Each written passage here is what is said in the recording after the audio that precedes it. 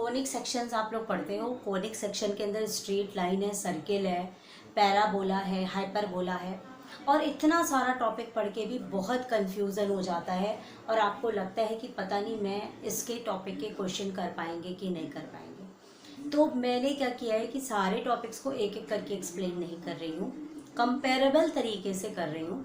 तो इस वीडियो में मैं different types of conic sections लूँगी और उनकी इसेंट्रिसिटी को आपस में कंपेयर करूँगी कि कहाँ पर क्या निकाला जाता है। ठीक है, तो मैं इस वीडियो को शुरू करती हूँ। आपका कोनिक सेक्शन में जैसे कि मैंने आपको बताया, आपका सर्कल हो गया, ठीक है, स्ट्रेट लाइन तो होता ही है, फिर आपका पैराबोला हो गया, फिर आपका एलिप्स हो गया, फिर आपका हाइपरबोला हो गया। ठीक है, इतनी चीजें हम कोनिक सेक्शंस में पढ़ते हैं। तो स्ट्रेट लाइन और सर्किल, इसमें कुछ भी इसेंट्रिसिटी का कनेक्शन नहीं है। हमको पढ़ना है इसेंट्रिसिटी। जिसको ना समझ में आए उसको ई से जो प्रदर्शित करते हैं उसे इसेंट्रिसिटी बोलते हैं। हिंदी में मुझे पता नहीं।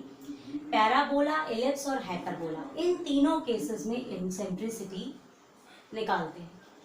तो पैराबोला में इसेंट्रिसिटी की वैल्यू 1 होती है, यानी कोई फॉर्मूला नहीं है, कुछ नहीं है। लेकिन एलिप्स और हाइपरबोला में इसेंट्रिसिटी निकाली जाती है। अगर इसेंट्रिसिटी की वैल्यू 1 से कम है तो वो एलिप्स है, और इसेंट्रिसिटी की वैल्यू 1 से ज़्यादा है तो वो हाइपरबोला है। ठीक है, अब हम इससे आगे की बात बनाते हैं।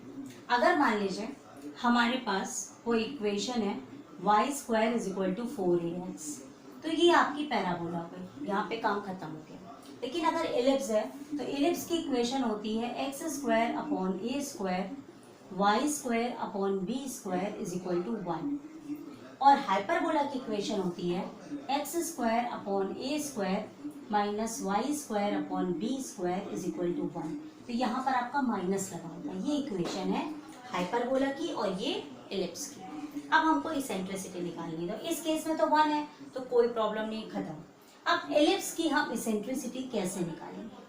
अब देखिए, इसकी इक्वेशन में ये प्लस लगा है ना, ठीक है।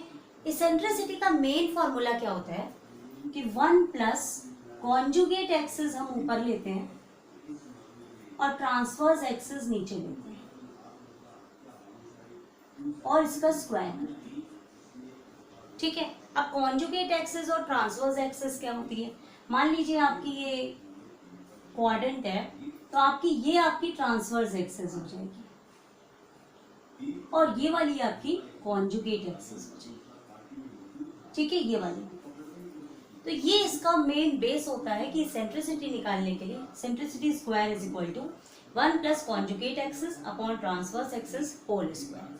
ठीक है, अब एलिप्स के केस में आपकी ट्रांसवर्स एक्सिस और ये कॉन्जुगेट एक्सिस दी हुई है। क्लियर? तो इसकी इसेंट्रिसिटी जो हम निकालेंगे, मैं इसको हटा दी हुई यहां से,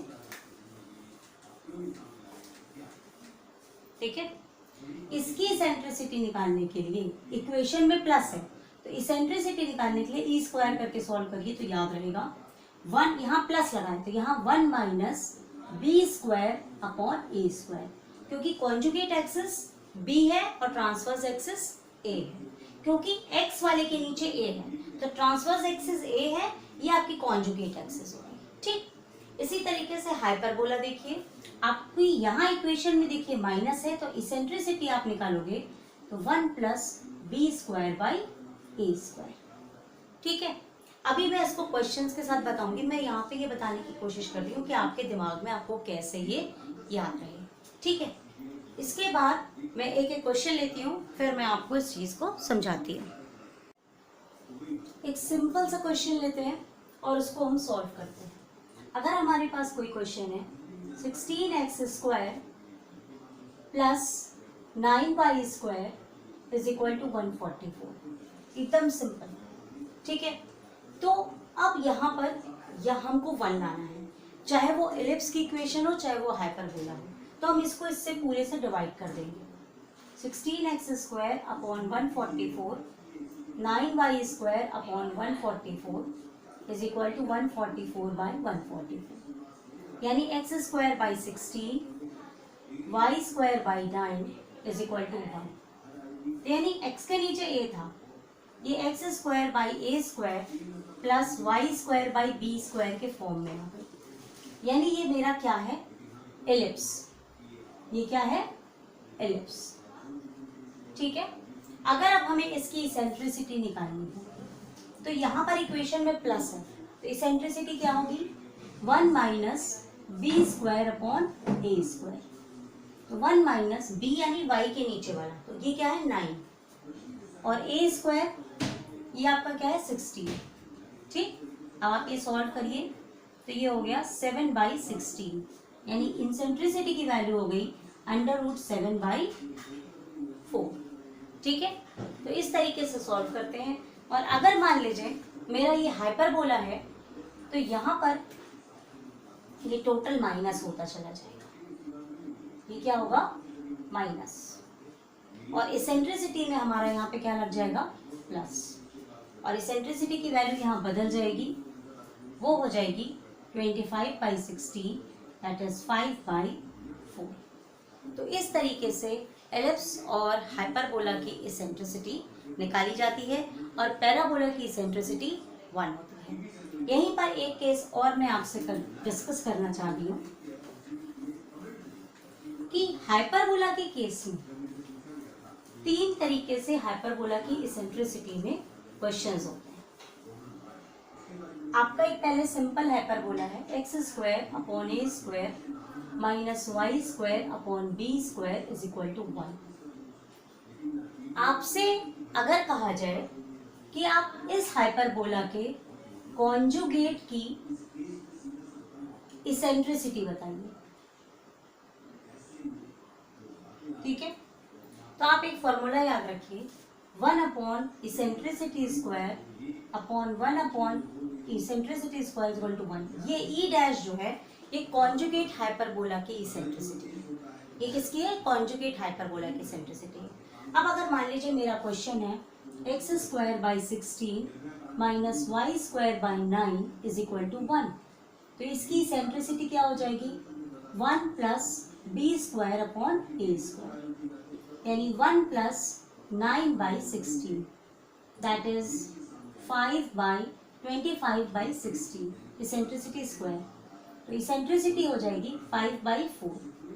तो अगर हमें अब कॉन्जुगेट हाइपरबोला की इसेंट्रिसिटी निकालनी है तो हम यहाँ पर रखेंगे, तो ई स्क्वायर की वैल्यू कितनी, 25/16, तो ये उल्टा हो जाएगा 16/25 plus 1/e dash square is equal to 1, ये इधर चला जाएगा, तो ये हो जाएगा 1/e dash square is equal to 1 minus 16/25, that is 1/e dash square is equal to 9/25, यानी यहाँ से e dash square is equal to 25/9, यानी इसेंट्रिसिटी इज इक्वल टू 5/3।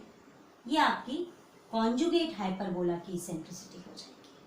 तो इस तरीके से अगर कोई हाइपरबोला दिया हो और आपसे कॉन्जुगेट हाइपरबोला की इसेंट्रिसिटी पूछी जाए तो आप इस फॉर्मूले को याद कर लीजिए, ठीक है, eccentricity of hyperbola plus square of the eccentricity of conjugate hyperbola is equal to 1। यहीं पर एक चीज़ और बताऊंगी कि रेक्टेंगुलर हाइपरबोला आप कैसे पहचानोगे और रेक्टेंगुलर हाइपरबोला की इसेंट्रिसिटी क्या होती है। ठीक है, बहुत सिंपल है, बस कभी कभी क्या होता है कि हमको वो चीज़ पता नहीं होती है। ठीक, अगर मान लीजिए आपका कुछ इस तरीके की इक्वेशन है, x square by 16 minus y square by 16 is equal to 1, यानी आपका ये दोनों वैल्यू सेम हो जाए, यानी जब ए और बी की वैल्यू सेम हो। आप देखिए सर्किल की इक्वेशन क्या होती है, x square plus y square is equal to 1, ये सर्किल हो जाएगी, और वहीं पर रेक्टेंगुलर हाइपरबोला क्या हो जाएगा, x square minus y square is equal to 1। तो ये एक तरीके से ये इक्वेशन है रेक्टेंगुलर हाइपरबोला की। अगर यहाँ पर ए की जो नीचे की वैल्यू 1 हो जाए तो इसके साथ कंफ्यूज मत होइएगा, सर्किल की इक्वेशन में प्लस होता है और रेक्टेंगुलर हाइपरबोला में ये माइनस होता है। ठीक है, तो अगर मान लीजिए हमारे पास इक्वेशन रेक्टेंगुलर हाइपरबोला की दी हुई है, देखिए अगर हमारे पास इक्वेशन दी है x square upon a square minus y square upon a square is equal to 1, ये दोनों बराबर होगा, मतलब रेक्टेंगुलर हाइपरबोला में ए और बी की वैल्यू सेम होती है। इसेंट्रिसिटी स्क्वायर क्या हो गया 1 plus b square upon a square, तो 1 plus a square upon a square यानी 1 प्लस 1 यानी e square is equal to 2 यानी e is equal to under root 2। तो किसी भी हाइपरबोला की इसेंट्रिसिटी अगर अंडर रूट 2 है तो वो एक रेक्टेंगुलर हाइपरबोला है। वो क्या है? एक रेक्टेंगुलर हाइपरबोला है। ठीक है, तो कॉन्जुगेट हाइपरबोला, सिंपल हाइपरबोला और रेक्टेंगुलर हाइपरबोला। और इसेंट्रिसिटी हम इलिप्स की कैसे निकालते हैं और हाइपरबोला की कैसे निकालते हैं, दोनों इक्वेशंस में क्या डिफरेंस है, आपको ये बात एकदम ठीक से बैठ गई होगी। ठीक है, इसी तरीके से मैं छोटा वीडियो फिर बनाऊंगी। और भी वीडियोस देखने हो, अगर इंजीनियरिंग का आप एग्ज़ाम देने जा रहे हैं तो आप मेरी प्लीज़ यूट्यूब चैनल की प्लेलिस्ट को विज़िट कर लीजिए। उसमें एंट्रेंस एग्जामिनेशन करके प्लेलिस्ट बनी है, जिसमें मेन वीडियो के ऊपर NTA JEE मेंस ऐसे करके आपको मिलेगा। तो आप उन वीडियोस को देखिए, उसमें प्रीवियस ईयर सॉल्व्ड क्वेश्चंस हैं जो आपको बहुत ही हेल्प करेंगे डिफरेंट कॉन्सेप्ट्स में।